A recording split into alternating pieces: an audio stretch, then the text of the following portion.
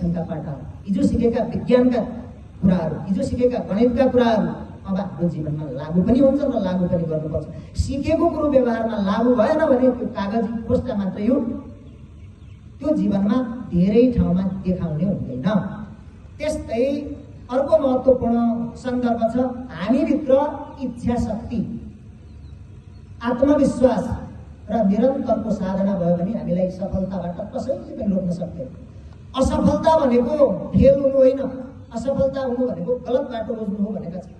हामीले चिम बनाउने वैज्ञानिकको कुरो सुनेका छौँ। झन्डै 1000 पटकको अभ्यासपछि बल्ल उनी चिममा बिजुली पाल्न सफल भएका थिए। Practice makes a man perfect भनाइ छ। हामी कोसिस गर्दै गयो भने असफलता भन्ने कुरो हुँदैन, कोसिस हामीले गर्नुपर्छ।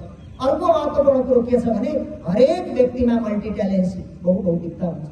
त्यो कुरोको छनौट कतै अभिभावकले, कतै विद्यालयले, कतै शिक्षकले र कतै हामी आफैले पनि गर्नुपर्ने हुन्छ। हाई एल्टिट्युडतिर कस्तुरी भन्ने एउटा मृग पाइन्छ। कस्तुरीको नाभि नेभलमा बिना भन्ने अङ्ग हुन्छ, त्यो एकदम सुगन्धमय हुन्छ। कस्तुरीले त्यो सुगन्ध थाहा पाउँछ, तर मेरो नाइटोबाट आएको भने थाहा पाउँदैन। हामीभित्र पनि त्यो तागत, त्यो अनन्त ऊर्जा, त्यो अथाह इच्छा शक्ति, त्यो सामर्थ्य छ, मात्र त्यसलाई कार्यान्वयनमा ल्याउनु पर्छ, चिन्नुपर्ने र समाजका लागि, देशका लागि प्रयोग गर्नुपर्ने छ। त्यस्तै पर्वतारोहीहरूले हिमाल आरोहण गर्छन्, विभिन्न कठिनाइहरूको सामना गर्छन्, सफलतापूर्वक सम्पन्न गर्यो भने कीर्तिमानमा नाम लेखिन्छ। निष्फल भए सकेनन् भने पनि नाम त लेखिन्छ, तर चढ्न कोसिस गर्नेहरूमा नाम दर्ता हुन्छ। नाम त लेखिन्छ, तर कुन कोणले लेखिन्छ भन्ने कुरो महत्त्वपूर्ण हुन्छ। त्यसकारण तपाईँहरू सफल पर्वतारोही हुने कि नाम मात्र दर्ता गराउने भन्ने हातमा तपाईँहरूले हातमा छ। विषयको छनौटको कुरो छ। मलाई लाग्छ म नेपाली विषय पढेको मान्छे हुँ, मलाई त नेपालीको महत्त्व सबैभन्दा बढी लाग्छ। यसको अर्थ विज्ञान, गणित, व्यवस्थापनको अर्थ र महत्त्व कम छैन भन्ने होइन। हरेक विषय त्यत्तिकै महत्त्वपूर्ण छ। सिओको काम कैँचीले गर्दैन, कैँचीको काम सिओले गर्दैन, कपाल काट्ने काम ड्राइभरले गर्दैन, गाडी चलाउने काम बार्बरले नगर्न सक्छ। हरेकको आफ्नो महत्त्व छ, चोइस तपाईँहरूको। तर त्यसमा सफलताका लागि चाहिँ केही कडीहरू, केही पक्षहरू हुन्छ, त्यसका लागि चाहिँ हामी तत्त्वचित्त रहनुपर्छ। अर्को कुरो सफलता असफलता भन्ने सँगसँगै हुन्छन्, उकालो ओह्रालो जस्तै। जसले मिहिनेत गर्छ त्यसले सफलता पाउँछ। पुग्छन् हेर हिँडिरहेर कमिला, 1000 कोसौँ पर पुग्दैनन् गरुडै पनि नउडिँदा त्यो 5 बित्तै पर। गरुड उड्छ तर नउड्यो भने 5 बित्ता पनि पर जान सक्दैन। कमिला जो बिस्तारै हिँड्छ तर हिँड्यो भने 1000 कोस पर पुग्न सक्छ। त्यसकारण तपाईँभित्र त्यो सामर्थ्य छ। तोरीमा तिलमा छ तेल भरिलो, आफै कहाँ झर्छ र पेल्नै पर्छ, बिना प्रयत्न मुखमा आएर के पर्छ। तपाईँहरू तोरी नै हुनुहुन्छ, पेलेर तेल हुने कि बिना तेल त्यत्तिकै रहने भन्ने कुरा पनि तपाईँहरूकै हातमा छ। अभिभावकको भूमिका छ। उहाँहरूले तपाईँहरूको अध्ययनका लागि सामग्री जुटाइदिनु भएको छ। स्थान तपाईँहरूको रुचिले पनि छनौट गर्नुभएको छ। अभिभावकको सही ठाउँमा आउनुभएको छ। गाग्री लगेर धारामा पुग्दा मात्रै गाग्री भरिँदैन, गाग्री रित्तो हुनुपर्छ र पानी जहाँबाट खसिराखेको छ त्यो मुनि थाप्नुपर्छ र पानी हटाउने ठाउँ पनि हुनुपर्छ। हो, त्यो सिक्ने इच्छा शक्ति तपाईँमा हुनु जरुरी छ है। ल, त्यस्तै अबको पढाइ भनेको सिप पनि किताब पनि, सिप पनि किताब पनि। यो क्लोज जीवन दर्शन पढेर मात्र केही कुरो पनि प्राप्त नहुन सक्छ। सिप त्यो पढाइसँगै जोडिन्छ। किताब पनि सिप पनि मननीय कुरो हामी यो कुरो मनन गर्नेछौँ। किनकि अब ग्लोबल भिलेज हो, हामी विश्व नागरिक हौँ। आफ्नै देशमा आफ्नै गाउँठाउँमा मात्रै भन्ने छैन, त्यो फरक सन्दर्भ हो। लक्ष्य निर्धारण गर्नुपर्छ। म के भन्ने भन्ने कुरो अहिले अवसर छ, प्रविधिहरू छन् हामीसँग। हिजोका दिनको जस्तो लिमिटेसन, सीमितता छैन। त्यो अवसरका भाग्यमानी युगका विद्यार्थीहरू हौँ।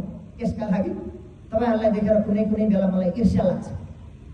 यस्तो राम्रो अवसर, यस्तो राम्रो संयोग। 2055 सालमा म एसएलसी पास भएँ, रेडियोबाट एसीको रिजल्ट भएको थाहा भयो। त्यो दिन मेरो घरमा रोपाइँ थियो। रोपाइँ छोडेर रिजल्ट थाहा पाउन सकिएन। भोलिपल्ट पनि रोपाइदियो, पर्सिपल्ट गए पाटन भन्ने बजारमा गोर्खापत्रमा आफ्नो नाम देख्यो, तेस्रो दिन पास भएको खुसियाली मनाउन पाए।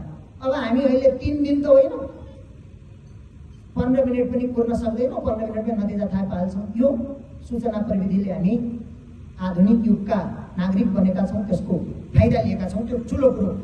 त्यस्तै अर्को एउटा महत्त्वपूर्ण कुरो के छ भने मौरीले विभिन्न फुलहरूमा डुलेर अलिअलि गर्दै मह जम्मा गर्छ। तर महको भाँडामा लगेर मौरीलाई डुबाइदिने हो भने मौरीको मृत्युको कारण आफैले जम्मा गरेको मह पनि हुन सक्छ। कतिपय राम्रा विद्यार्थीहरू, तल्लो कक्षाका राम्रा विद्यार्थीहरू 11-12मा आएर पढाइको एकदम मोनोटोनस र स्ट्रेसले पछि एकहोरो भएको पनि देखिएको छ। त्यो पनि होइन, पढाइलाई पेसाका रूपमा, आफ्नो कामका रूपमा र मनोरञ्जन इन्जोयका रूपमा लिनुपर्छ। हामीले पढाउन अल्छी मान्नु भएन, विद्यार्थीको काम पढ्ने हो, पढ्न अल्छी मान्नु भएन। सही सङ्गत पनि महत्त्वपूर्ण हुन्छ। कोटोपी सोमनो सङ्गो दारोवती शतांशी र अस्नातिहारी देवत्व महिब्द सुप्रतिष्ठित भन्छ। डुब्न लागेको कमिलाले पानीमा पात भेटायो भने ढुङ्गाको काम गर्छ र पारी तर्न सक्छ। एउटा फुलमा बसेको कमिलो मन्दिरसम्म पुग्छ। सङ्गतले पनि कहिलेकाहीँ हामीलाई असल र सही बनाउन काम गर्छ।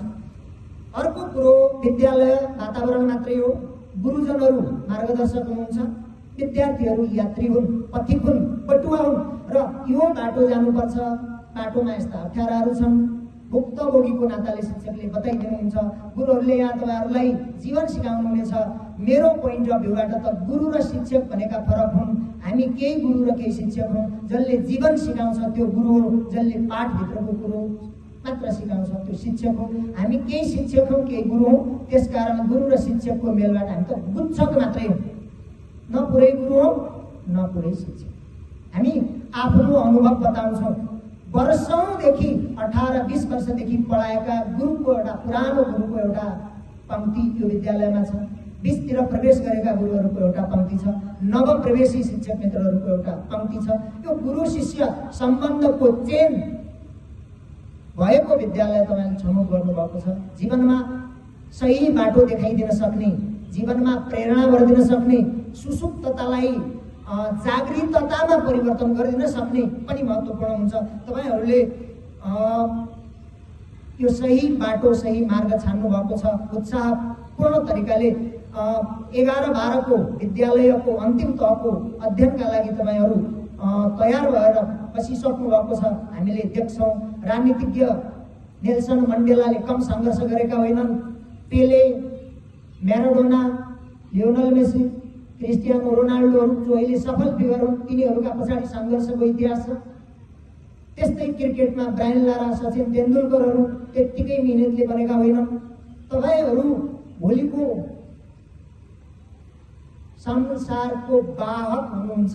यस अर्थमा तपाईँहरूले अहिलेदेखि चरित्रको निर्माण सबैभन्दा महत्त्वपूर्ण कुरो, व्यावसायिक शिक्षा, प्रविधि मैत्री वातावरण र प्रविधि मैत्रीसँग सम्बन्ध आवश्यक छ। सबैभन्दा ठुलो कुरो अनुशासन हो।